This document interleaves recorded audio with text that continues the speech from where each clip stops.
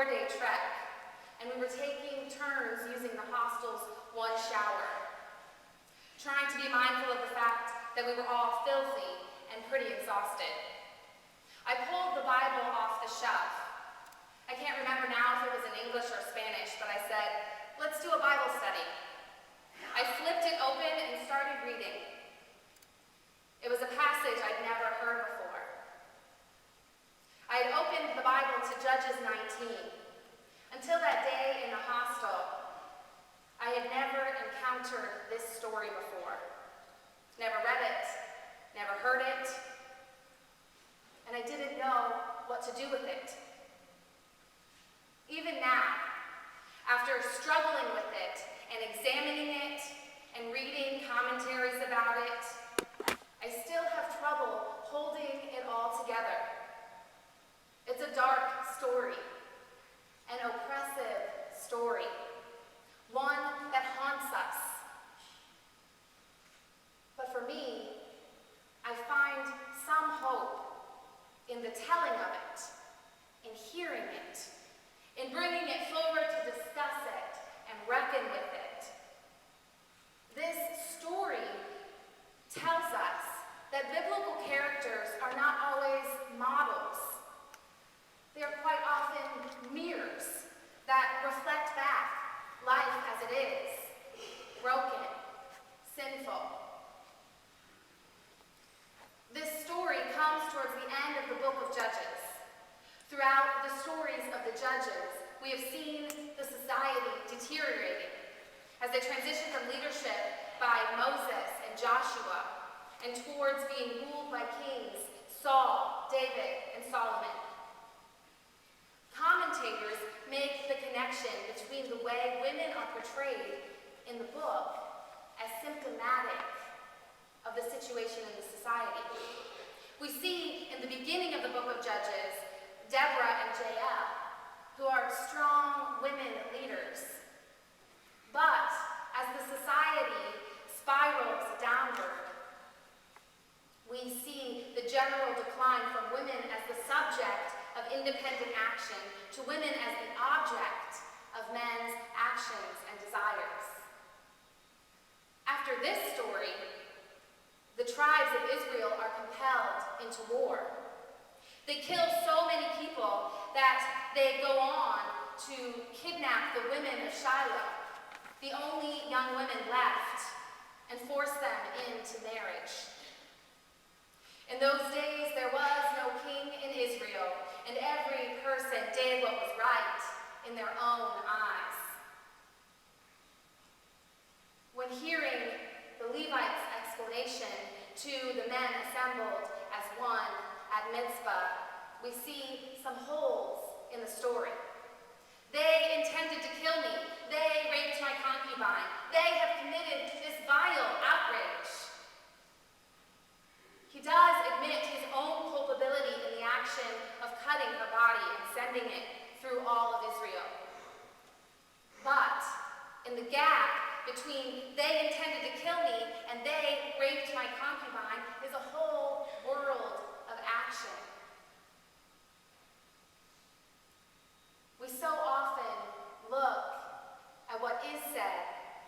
We forget what is left unsaid. In exploring the gaps, deeper meanings begin to surface. The Levite and his host offered her up to those who threatened them. But the men didn't take her right away. It wasn't until this man seized her and put her outside the threshold that they broke her. And she crawls back to the doorstep. What do we disremember? What is it that we try to forget or change in our own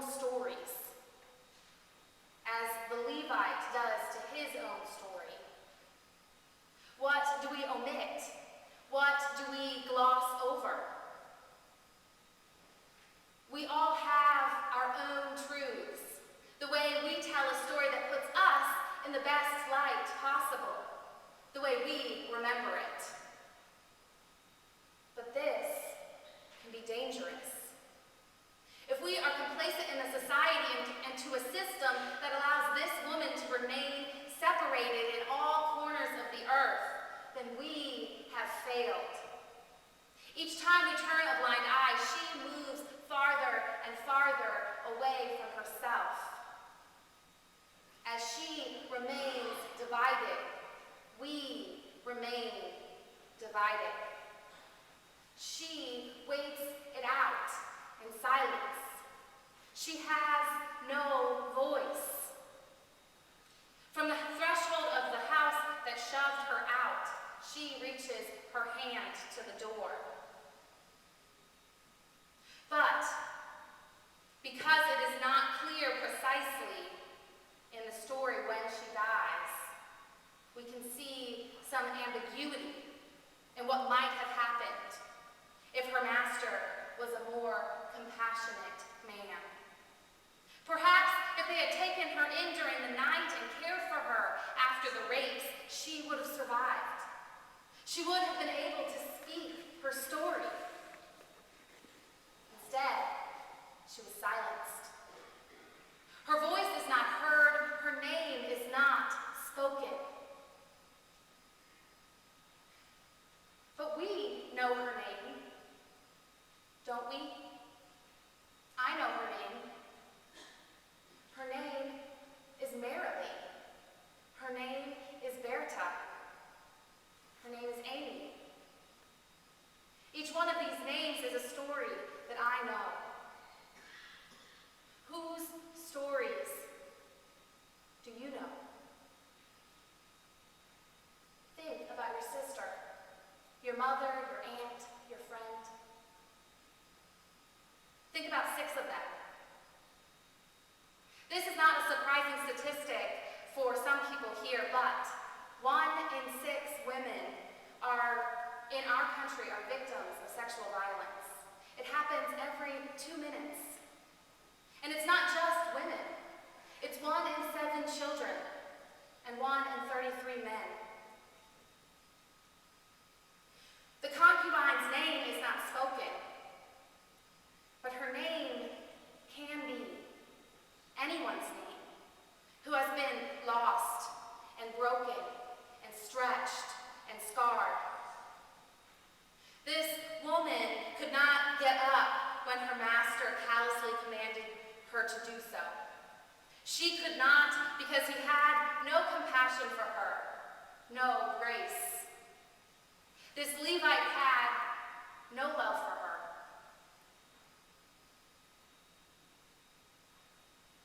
But God is the one who finds us when we are in disrepair, broken and lost and severed and wounded in mourning. God is the one who picks us up and reminds us to be whole again. God stirs in us the will to be pieced back together, the will to rise up again. God is the one who calls us from a place of love and compassion and promise. God calls us to rise up. And it is our task as people who believe in a God who is good and a God who heals to take up this work of bringing her back together. As the artist pieces together the broken shards of a mosaic to form something new and beautiful, we too must do this work with one another. We can tell each other our stories and support one another in our broken places. We can be a comfort in times of despair and remind one another of God's presence in our lives. No matter how hopeless and dark it might seem, we can pick one another up, just like this woman. We must pick her up limb by limb and hold her and care for her and speak words of comfort to her and piece her back together. Her wholeness is our wholeness. Let God work through us as we take up this task of remembering this woman. Every time we tell this story, we pick up a piece of this woman and bring her back. Every silence that is broken pulls her together. Every story that is told, every tear that that is shed on the shoulder of a friend gives her a voice. And every tear that is dried gives her courage. As we name it and claim it and tell it, we bring her together. She is unnamed because our names are her names. Her name is unnamed because she is Merta and Amy and Berta and every person who has been disfigured and dismembered and attacked and assaulted. She is you, asking to hear your story, asking you to name your struggle. So pick her up and cradle her in your arms as you bring her back to the threshold.